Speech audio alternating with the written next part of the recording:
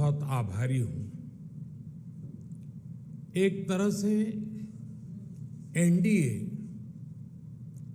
श्रद्धेय अटल जी की एक और विरासत है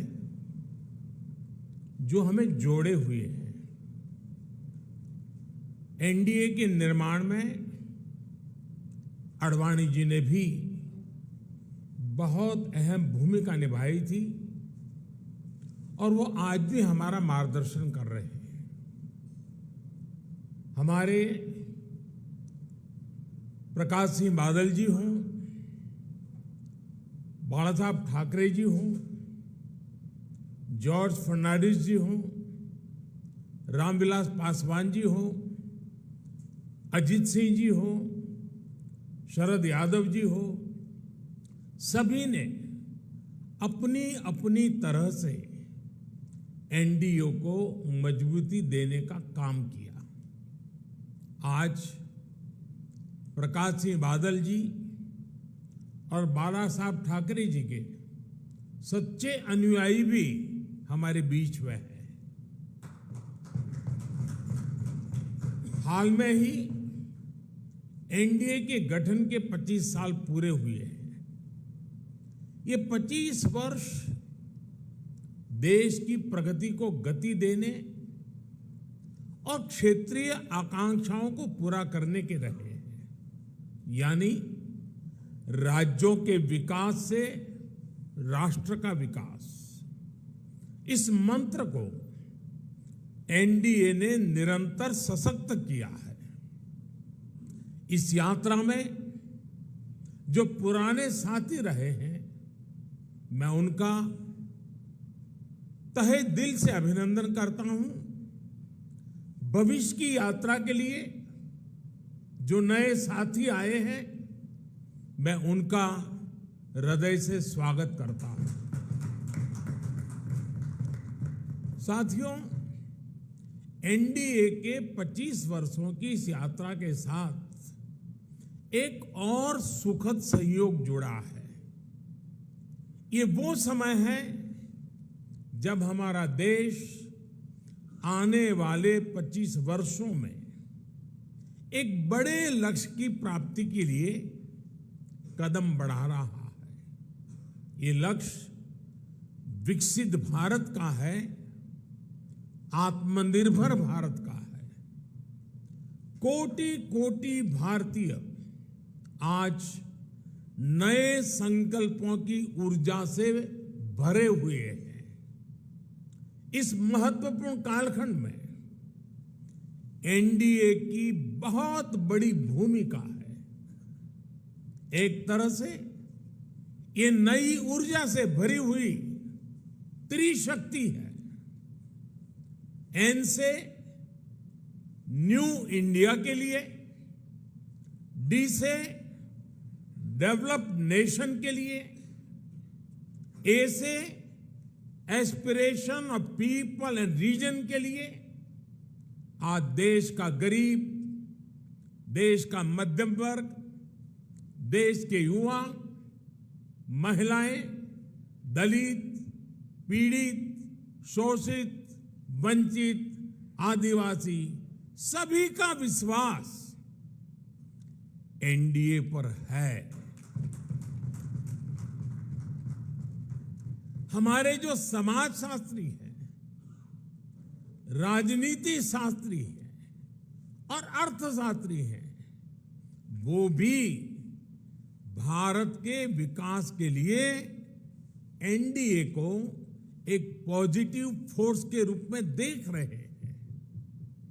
हमारा संकल्प पॉजिटिव है, एजेंडा पॉजिटिव है, भावना पॉजिटिव है और हमारा रास्ता भी पॉजिटिव है।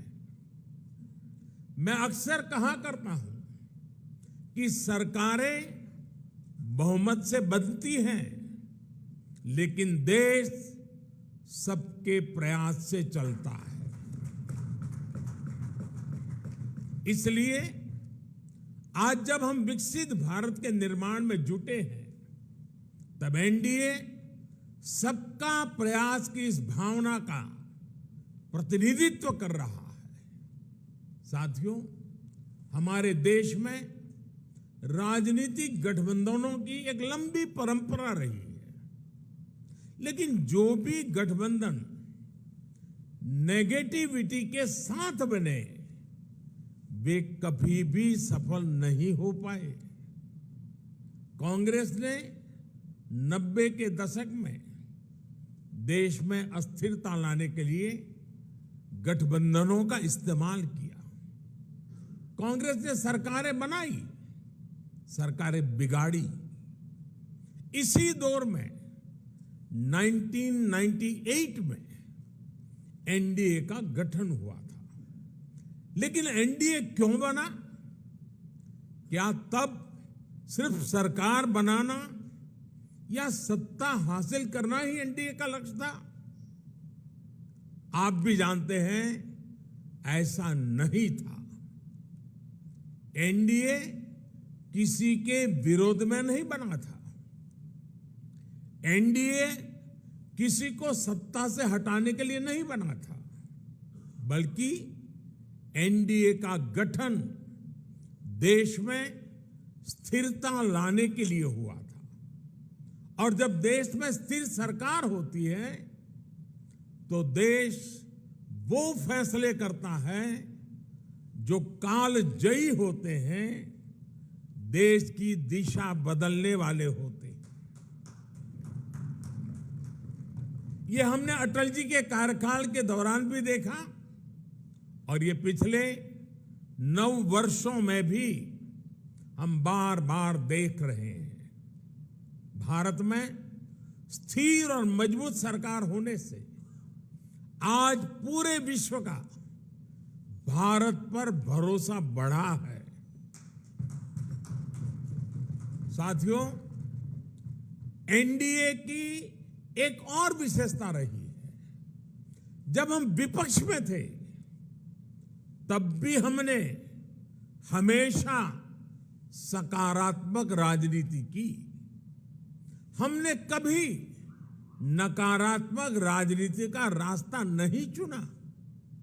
हमने लोकतंत्र को मजबूत करने के लिए अपना हर दायित्व निभाया। हमने विपक्ष में रहकर सरकारों का विरोध किया, उनके घोटालों को सामने लाए, लेकिन कभी जनादेश का अपमान नहीं किया। हमने सरकारों का विरोध करने के लिए कभी भी विदेशी मदद नहीं मांगी। हम विपक्ष में रहे, लेकिन हमने देश के विकास में न रोड़े अटकाए और ना ही रुकावट बने। आजकल हम देखते हैं कि केंद्र सरकार की योजनाओं को विपक्ष की कई राज्य सरकारें अपने यहां लागू नहीं होने देती। अगर ये योजनाएं लागू होती भी हैं तो उन्हें रफ्तार नहीं पकड़ने दी जाती। ये लोग सोचते हैं कि अगर उनके राज्यों में गरीबों को केंद्र की योजना का लाभ मिल गया तो कैसे काम चलेगा, उनकी राजनीति कैसे चलेगी। मुझे याद है, गरीबों के घर के लिए, हर घर जल के लिए, आयुष्मान भारत योजना के लिए कितनी ही बार विपक्ष के मुख्यमंत्रियों को मुझे चिट्ठियां लिखनी पड़ती है, लेकिन ये लोग गरीब के कल्याण को भी राजनीतिक नफा नुकसान से ही तोलते रहे। साथियों, जब गठबंधन सत्ता की मजबूरी का हो, जब गठबंधन भ्रष्टाचार की नीयत से हो, जब गठबंधन परिवारवाद की नीति पर आधारित हो, जब गठबंधन जातिवाद और क्षेत्रवाद को ध्यान में रखकर किया गया हो, तो वो गठबंधन देश का बहुत नुकसान करता है। 2014 से पहले की गठबंधन सरकार का उदाहरण हमारे सामने है। तमाम उठापटक के बीच वो गठबंधन सरकार किसी तरह अपने 10 साल खींच पाई। लेकिन देश को क्या मिला? प्राइम मिनिस्टर के ऊपर भी एक आला कमान, पॉलिसी पैरालिसिस, निर्णय लेने में अक्षमता, भांति भांति के पावर सेंटर्स, अव्यवस्था और अविश्वास, खींचतान और करप्शन, लाखों करोड़ों के घोटाले। आपको याद होगा, जब भी पिछली सरकार के कुशासन पर सवाल उठते थे तो गठबंधन की मजबूरियां गिनाई जाती थी। बहाना एक ही, गठबंधन के कारण। क्रेडिट लेने के लिए तो हर कोई आगे आता था, लेकिन जैसे ही कुछ गड़बड़ होती थी तुरंत अपने सहयोगियों पर दोष मढ़ दिया जाता था। हम सौभाग्यशाली हैं कि एनडीए की स्थिति इससे बिल्कुल विपरीत है, अलग है। हमारे लिए गठबंधन मजबूरी का नहीं बल्कि मजबूती का माध्यम है। एनडीए कोएलिशन कंपल्सन्स का नहीं बल्कि कोएलिशन कॉन्ट्रिब्यूशंस का प्रतीक है। क्रेडिट भी सबका है, दायित्व भी सबका है। एनडीए में कोई भी राजनीतिक दल बड़ा और कोई भी राजनीतिक दल छोटा नहीं है। हम सभी एक लक्ष्य के लिए आगे बढ़ रहे हैं। आपने देखा है, 2014 हो या फिर 2019, भाजपा को बहुमत से अधिक सीटें मिली, लेकिन सरकार एनडीए की ही रही, एनडीए की भागीदारी बनी रही। साथियों, एनडीए के गठन से लेकर ही हमारा संकल्प समाज के अंतिम व्यक्ति तक पहुंचने का रहा है। जो वंचित है, जो शोषित है, उसको सशक्त करना हमारी प्राथमिकता है।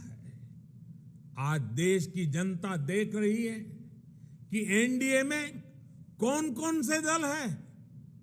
एनडीए में जितने भी दल हैं, वे समाज के ऐसे वर्गों के बीच काम करते हैं जो वंचित रहे हैं, शोषित रहे हैं। हमारे समूह में गांव, किसान, दलित, पिछड़े, आदिवासियों के बीच काम करने वाले ये सारे नेता यहां हैं।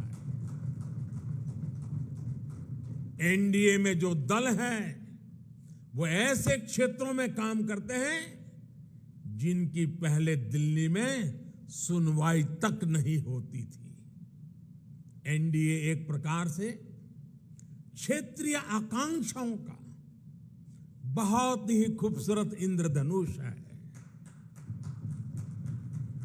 एनडीए देश के लिए, देश के लोगों के लिए समर्पित है।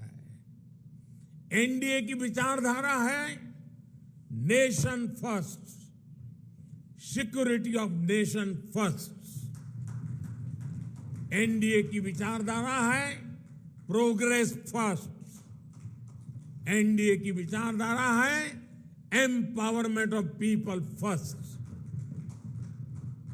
साथियों, आपको याद होगा, एनडीए की बैठक में हमने संकल्प लिया था कि हम देश की गरीबी को गरीबों की ताकत से ही गरीबी को परास्त करेंगे। इसलिए इन वर्षों में हमारा सबसे ज्यादा जोर गरीबों को सशक्त करने पर रहा। हमने श्रमयोगी को सम्मान दिया, डिग्निटी ऑफ लेबर पर बल दिया। हमने गरीब को सुरक्षा का एहसास दिया।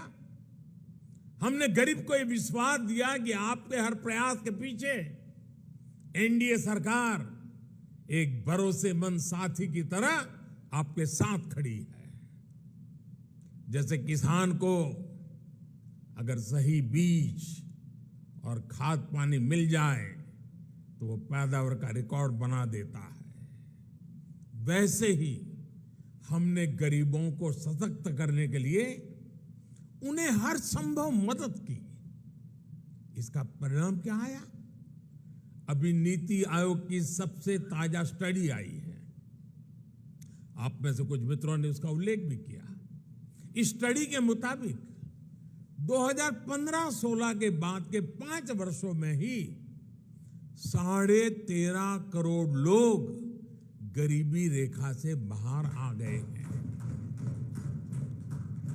इसके पूर्व वर्ल्ड बैंक की रिपोर्ट के समय सामने आया कि कैसे बहुत कम समय में ही 40-42 करोड़ लोगों ने गरीबी को परास्त किया है। आईएमएफ के मुताबिक एक्सट्रीम पॉवर्टी यानी अति गरीबी भी भारत में खत्म होने की कगार पर है। ये आईएमएफ का रिपोर्ट कह रही है। साथियों, यहां एनडीए के आप सभी साथी तो जमीन से जुड़े लोग हैं। आप देखिए, जब किसी गरीब को पक्का घर मिलता है तो ये सिर्फ एक छत की जरूरत पूरा नहीं करता, बल्कि ये उस परिवार को सुरक्षा कवच देता है, उसके सपनों को पंख देता है। जब गरीबों को बैंक लोन देने के लिए सरकार अपनी तरफ से गारंटी देती है, तब उनको एक साथी मिलता है, एक सहारा मिलता है। और ऐसे में प्रगति के लिए, तरक्की के लिए उनके प्रयास 2 गुने हो जाते हैं। जब गरीब को हम मुफ्त इलाज का भरोसा देते हैं तो उससे एक परिवार ही नहीं बल्कि उसके आने वाली पीढ़ियों का भविष्य भी सुरक्षित हो जाता है। आप सभी जानते हैं कि पहले जब गरीब परिवार में बीमारी आती थी तो उसके पास 2 ही विकल्प होते थे, या तो अपनी आंखों के सामने अपनों को जीवन के लिए संघर्ष करते देखें, या फिर मकान, दुकान, खेत, खलिहान जो भी थोड़ा बहुत पास में हो उसे बेचें या गिरवी रखें।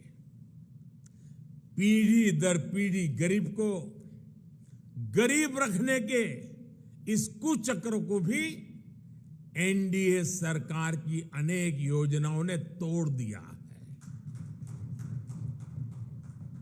गांधी जी से लेकर बाबा साहब आंबेडकर और लोहिया जी तक सभी ने जिस सोशल जस्टिस की, सामाजिक न्याय की अवधारणा की थी, और मैं समझता हूं हम जो कर रहे हैं वो यही सच्चा सोशल जस्टिस है, सामाजिक न्याय।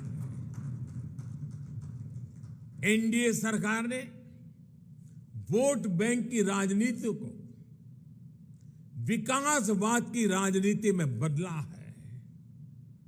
ये एनडीए शासन ही है जिसमें छोटे किसानों, रेहड़ी पटरी, फुटपाथ वालों को पहली बार मदद मिल रही है। हमारे विश्वकर्मा साथियों को भी पहली बार ये विश्वास मिला है कि उनके लिए भी कोई सरकारी योजना बन सकती है।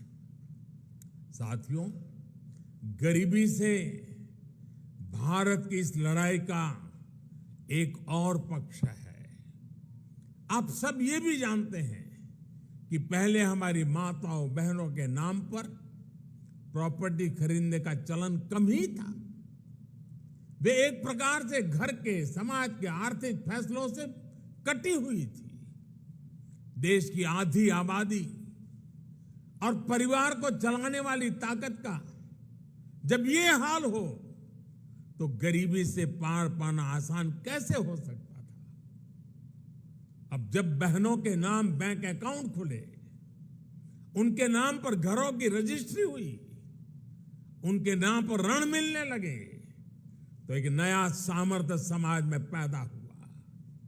मुद्रा योजना की सबसे बड़ी लाभार्थी हमारी बहनें हैं। स्टार्टअप इंडिया की सबसे बड़ी लाभार्थी हमारी बेटियां हैं। जो देश में 9 करोड़ स्वयं सहायता समूह बने हैं, उनकी सबसे बड़ी लाभार्थी गांव में रहने वाली दलित, पिछड़े, आदिवासी समाज की बहनें हैं। मैं पिछले दिनों मध्य प्रदेश गया था, एक आदिवासी गांव में गया था। वहां ये स्वयं सहायता समूह की आदिवासी बहनों से मिलना हुआ। जितने समूह थे, उन्होंने कहा अब तो हमारी पहचान है, हम लखपति दीदी हैं। हमारा कारोबार इतना है कि आज हम लखपति बन गए हैं। ये बहुत बड़ा परिवर्तन है साथियों, एनडीए सरकार ने महिलाओं के कल्याण को, उनकी तकलीफ कम करने को सर्वोच्च प्राथमिकता दी है। जब घर में टॉयलेट बना तो बहनों को सम्मान और सुरक्षा दोनों मिला। जब नल से जल आया, गैस का सिलेंडर आया, तो उनकी परेशानी कम हुई, उनके समय की बचत हुई। इस समय को वो अपने परिवार की आय बढ़ाने में उपयोग कर रही है। ये सिर्फ गरीबी से बाहर निकलने का प्रयास नहीं है, बल्कि वुमेन लेड डेवलपमेंट का रास्ता है, जिसे एनडीए सशक्त कर रहा है। आज डिफेंस से लेकर माइनिंग तक हर सेक्टर को बेटियों के लिए खोल दिया गया है। देश को पहली आदिवासी महिला राष्ट्रपति देने का सौभाग्य एनडीए को मिला है। साथियों, 9 साल में हमने केवल एक लक्ष्य के साथ काम किया है कि हम देशवासियों का, खासकर गरीब और वंचित का जीवन बेहतर बना सके। मैं चाहूंगा कि जो लोग एकेडमिक्स से जुड़े हैं, गवर्नेंस स्टडीज से जुड़े हैं, वो इस दिशा में रिसर्च करें। किसी भी सरकार का फ्यूचर विजन क्या है, स्केल ऑफ वर्किंग क्या है, स्पीड ऑफ वर्किंग क्या है, उसकी वर्क स्पिरिट क्या है, इसका मूल्यांकन किया जाए। इन सभी पैरामीटर्स पर एनडीए सरकार का काम न केवल असाधारण साबित होगा, बल्कि एक मॉडल के तौर पर उभरेगा। हम केवल आज की जरूरतों के लिए काम नहीं कर रहे हैं, हम आने वाली पीढ़ियों के भविष्य को भी सुरक्षित बना रहे हैं। मैं आपको एक उदाहरण देता हूं। हमारे लिए बहुत आसान था कि आजादी के 75 साल पूरे होने पर हम भी कोई स्मारक बना देते, दिल्ली में कोई ऐसी इमारत अपने नाम पर खड़ी कर देते थे, या कोई मूर्ति लगवा देते। लेकिन हम देश के कोने कोने में 1 लाख अमृत सरोवर बना रहे हैं। हमारा स्केल, हमारा स्पीड, हमारी स्पिरिट, और इसकी वजह से हमारे काम का स्कोप ये अभूतपूर्व है। हम विकास भी कर रहे हैं और विरासत को भी सहेज रहे हैं। हम मेक इन इंडिया पर भी बल दे रहे हैं और पर्यावरण की रक्षा भी कर रहे हैं। साथियों, हमारी नीयत साफ है, नीति स्पष्ट है और निर्णय ठोस है। एनडीए सरकार ने बीते 9 वर्षों में भ्रष्टाचार के हर रास्ते को बंद करने के लिए हर संभव प्रयास किए हैं। पहले सत्ता के गलियारों में जो बिचौलिए घूमते थे, हमने उनको बाहर कर दिया है। हमने टेक्नोलॉजी की मदद से लीकेज की हर संभावनाओं को दूर किया है। जनधन, आधार, मोबाइल, इसकी त्रिशक्ति से हमने करोड़ों फर्जी लाभार्थियों को गरीबों का हक छीनने से रोका है। अब सोचिए, देश में करीब करीब 10 करोड़ ऐसे फर्जी लाभार्थी थे जिनका जन्म ही नहीं हुआ था और जिन्हें सरकारी मदद जा रही थी। ये पैसे मेरे किसी गरीब भाई बहन के थे, किसी आदिवासी के थे, किसी पिछड़े और दलित साथी के थे। ये एनडीए सरकार है जिसने गरीब से हो रही इस लूट को बंद किया है। इन 9 वर्षों में 30 लाख करोड़ रुपए, यह आंकड़ा छोटा नहीं है, 30 लाख करोड़ रुपए डायरेक्ट बेनिफिट ट्रांसफर डीबीटी के जरिए सीधे लाभार्थियों के बैंक खातों में पहुंचे। ऐसा करके हमने गरीबों का कम से कम 3 लाख करोड़ रुपया गलत हाथों में जाने से बचाया है। साथियों, लोकतंत्र में राजनीति अलग अलग विजन को देश के सामने रखने का एक माध्यम होती है, लेकिन हर विजन का, हर विचारधारा का मकसद एक ही होता है, गुड गवर्नेंस और देशवासियों की सेवा। पॉलिटिक्स में प्रतिस्पर्धा हो सकती है, लेकिन शत्रुता नहीं होती। आखिरकार हम एक ही देश के लोग हैं, एक ही समाज का हिस्सा है। लेकिन दुर्भाग्य से आज विपक्ष ने अपनी एक ही पहचान बना ली है, हमें गाली देना, हमें नीचा दिखाना। बावजूद इसके हम एनडीए के सभी साथियों ने हमेशा देश को दलों के हित से ऊपर रखा है। हमने राजनीतिक सौहार्द और शालीनता को बनाए रखने के लिए प्रयास किए हैं। ये एनडीए सरकार ही है जिसने प्रणब दा को भारत रत्न दिया, जो जीवन भर कांग्रेस में रहे थे, लेकिन हमें उन्हें ये सम्मान देने में संकोच नहीं किया। ये एनडीए सरकार ही है जिसने मुलायम सिंह यादव, शरद पवार, गुलाम नबी आजाद, तरुण गोगोई, एमसी जमील, मुजफ्फर बेग, ऐसे अनेक नेताओं को जो राजनीतिक दृष्टि से हमारे साथ नहीं है, हमारे खिलाफ है, हमने पद्म सम्मान दिया है उन लोगों को। ये नेता भी कभी बीजेपी या एनडीए में नहीं थे, लेकिन हमने देश सेवा में उनके लंबे योगदान को स्वीकार किया, उसे सराहा, उन्हें सम्मानित किया। लोकतंत्र की ये मूल भावना एनडीए की कार्यशैली में आपको हर जगह दिखेगी। इस समय भारत G20 समिट को होस्ट कर रहा है। इससे जुड़े आयोजन देश के हर राज्य में, हर हिस्से में हो रहे हैं। हमने इन आयोजनों को वेन्यू तय करते समय कभी ये नहीं सोचा कि किस राज्य में कौन सी पार्टी की सरकार है। कोरोना के समय भी मैंने लगातार सभी राज्यों के मुख्यमंत्रियों के साथ व्यक्तिगत संवाद किया, मीटिंग की। कौन मुख्यमंत्री किस पार्टी का है, ये विचार कभी हमारे बीच नहीं आया। इसी तरह आप उन दिनों को भी याद करिए जब भाषा, लैंग्वेज लोगों को बांटने के एक टूल के तौर पर इस्तेमाल होती थी। लेकिन एनडीए सरकार की सोच देखिए।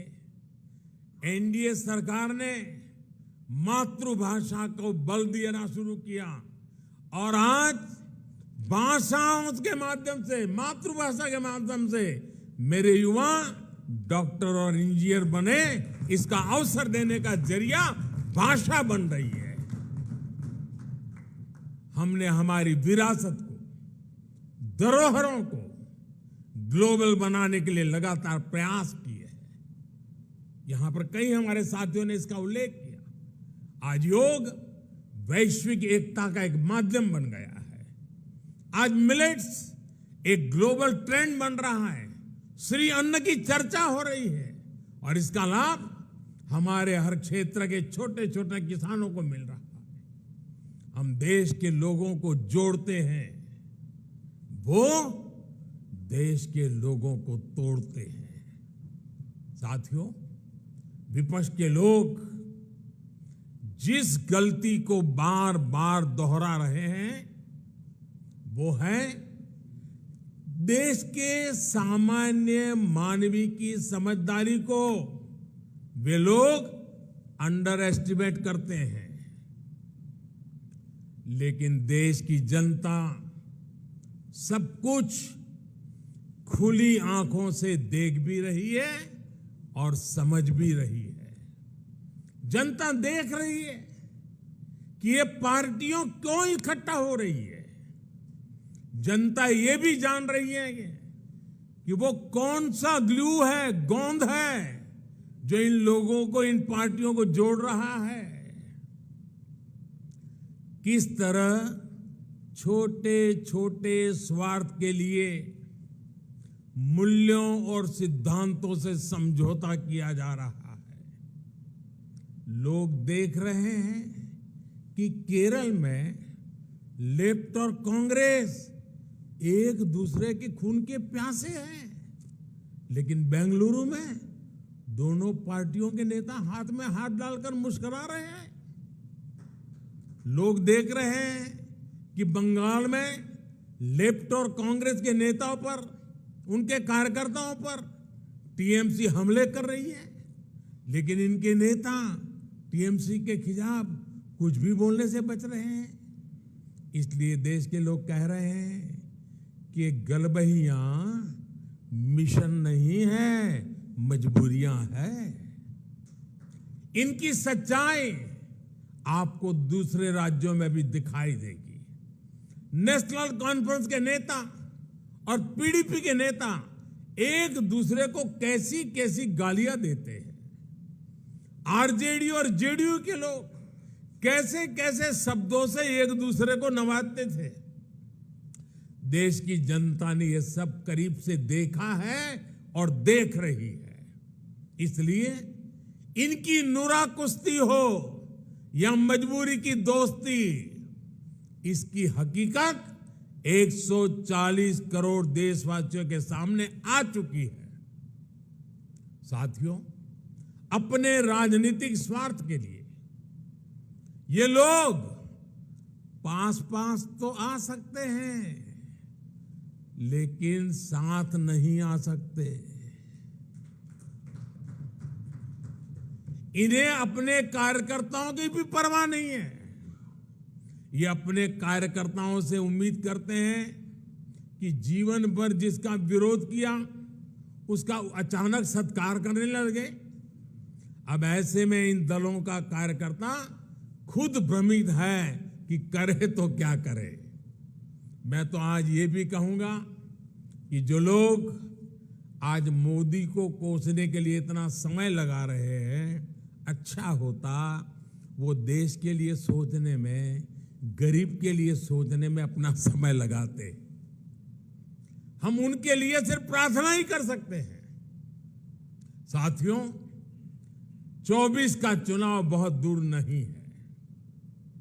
देश के लोग मन बना चुके हैं कि तीसरी बार फिर एनडीए को ही अवसर देना है।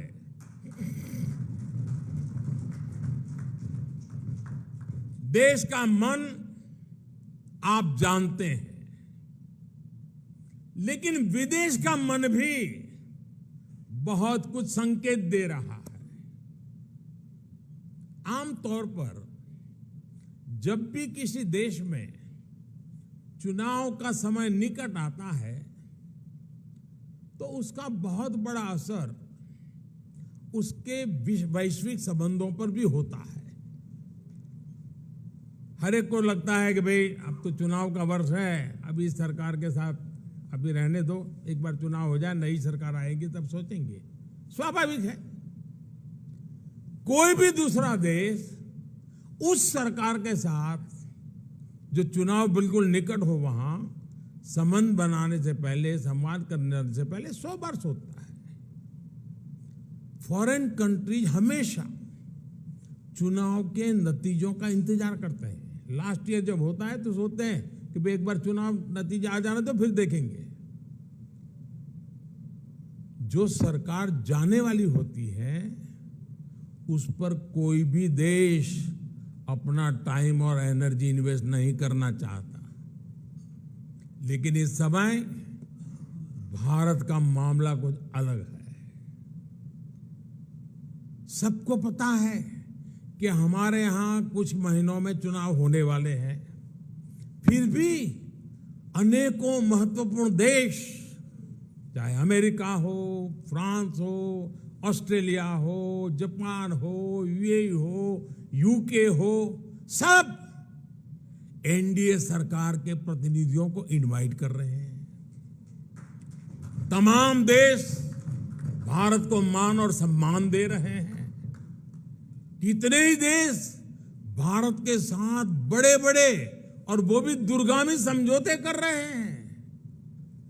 ऐसा इसलिए क्योंकि वो भी जानते हैं कि भारत के लोगों का भरोसा एनडीए पर है। यानी भारत में जनमत किसके साथ है ये दुनिया के देशों को भी पता है। साथियों, एनडीए का विस्तार सिर्फ संख्या या भौगोलिक विस्तार का नहीं है। ये भारत एनडीए का जो विस्तार है ये हमारे प्रति विश्वास का दायरा भी बढ़ा रहा है। जनता एनडीए की हिस्ट्री और केमिस्ट्री दोनों को देख रही है। तभी तो हमारा गणित भी बड़ी आसानी से जुड़ता है। आप देखिए 2014 में एनडीए को देश ने लगभग 38% वोट दिए थे 2014 में, लेकिन 2019 में हमारे देश सेवा भाव को देखते हुए देश ने हमें 45% वोट दिए। और आपको जानकर के खुशी होगी, इनमें 225 से अधिक सीटें ऐसी थी जो हम जीत करके आए, 225 से अधिक सीटें जहां 50% से अधिक वोट शेयर एनडीए को मिला है। एनडीए का हर सहयोगी जो मेहनत कर रहा है उससे तय है कि 24 में एनडीए का वोट शेयर 50% से भी ऊपर जाएगा। आपकी मेहनत रंग लाने वाली है, मैं विश्वास से कहता हूं। आपकी मेहनत बेकार नहीं जाएगी। देश की जनता को आपके सबके नेतृत्व पर भरोसा है। पूरे देश में हमारे अनेक साथी एक बड़ी ताकत बनकर उभरेंगे। हम हर भूभाग, हर वर्ग, हर समाज को विकसित भारत के मिशन से जोड़ेंगे। साथियों, हमें विकास के मुद्दे पर ही जनता के पास जाना है। हमारा एक ही लक्ष्य है, विकास, भारत का विकास। भारत के कोटि कोटि लोगों की आशा आकांक्षा ही हमारा एजेंडा है। हम पूरी शक्ति लगा देंगे, हम मेहनत करेंगे, ईमानदारी से काम करेंगे और यही हमारी गारंटी है। और लाल किले से मैंने कहा था, यही समय है, सही समय है। आज देश में एक माहौल बन चुका है। देश का आत्मसम्मान और आत्मविश्वास आज अभूतपूर्व ऊंचाई पर है। जैसे कोई इमारत बनाने से पहले नींव का निर्माण होता है, वैसे ही पिछले 9 वर्षों में नए भारत की एक मजबूत नींव का निर्माण हो चुका है। इस मजबूत नींव पर हम सभी को नए भारत का, आत्मनिर्भर भारत का, विकसित भारत का निर्माण करके ही रहना है। और आपने मुझ पर इतना विश्वास रखा है, इतना प्रेम बरसाया है, इतना स्नेह किया है। मैं आपको विश्वास दिलाता हूं और आपके माध्यम से मैं देशवासियों को विश्वास दिलाता हूं कि मैं अपने परिश्रम में, अपने प्रयासों में कहीं कोई कमी नहीं रहने दूंगा। मुझसे गलती हो सकती है, लेकिन बदनीयत से मैं दूर रहूंगा, बदनीयत से कोई काम नहीं करूंगा। और साथियों, मेरा जीवन आप देखते हैं, देश देख रहा है, मेरे शरीर का हर कण, मेरे समय का हर क्षण देश को ही समर्पित है।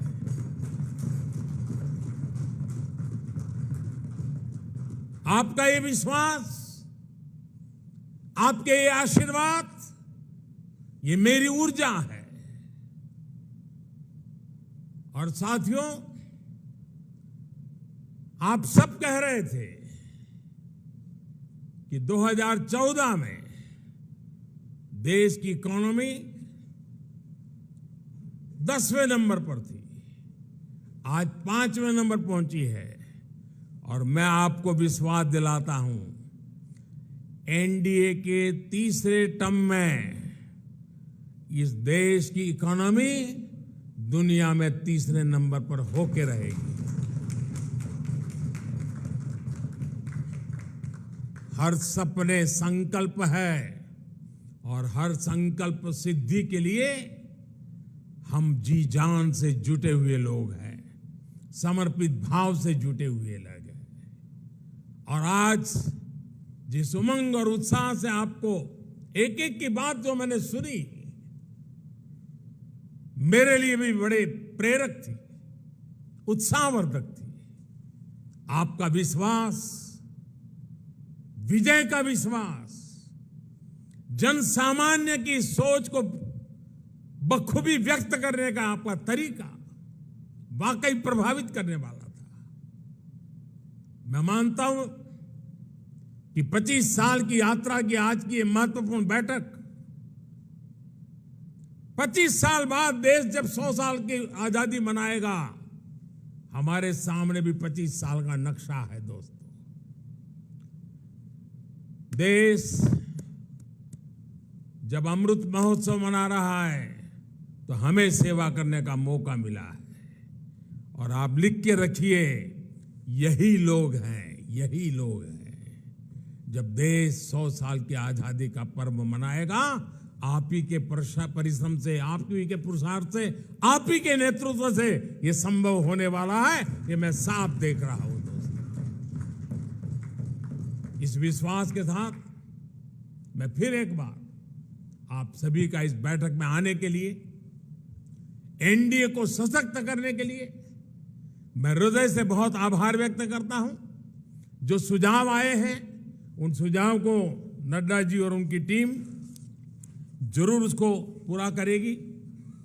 साथियों, पिछले 9 साल में मेरी व्यस्तता के कारण शायद कभी आप में से किसी ने संपर्क करने का प्रयास किया हो और मैं न कर पाया हूं। हो सकता है इस 9 साल में मेरे प्रवास के दरमियान शायद एसपीजी सिक्योरिटी का कारण आपको उचित स्थान न मिला हो सकता है किसी इनविटेशन कार्ड में आपका नाम रह गया हो। 9 साल में ऐसा बहुत कुछ हो सकता है, लेकिन आपने कभी भी शिकायत नहीं की, आपने कभी भी मन में बुरा नहीं माना। गलतियां हुई होगी, कभी कभी तो मेरे ध्यान में भी आई है कि कार्यक्रम के बाद पता चलता, अरे वो तो वहां खड़े थे, उनको यहाँ होना चाहिए था। लेकिन उसके बावजूद भी आपका प्रेम कभी कम नहीं हुआ। साथियों, ये विश्वास मेरी बहुत बड़ी ताकत है, मेरी बहुत बड़ी पूंजी है, और आप ही के भरोसे, आप ही के साथ चलने का मुझे एक बहुत अनुभव भी मिलता है, आनंद भी मिलता है।